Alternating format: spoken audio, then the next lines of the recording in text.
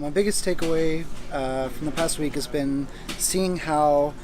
the concepts that we're training all the time and all the things that we talk about here can apply to other fields and other industries, and especially to something as meaningful to my day-to-day life as healthcare, and the difference that it can make in people's lives when you apply it to that type of industry.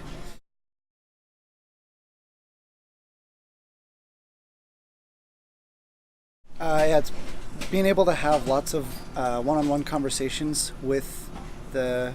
people that are visiting and seeing where each of them are at in their journey and where their hospital's at and their perspectives on it and the things that they are challenging about it,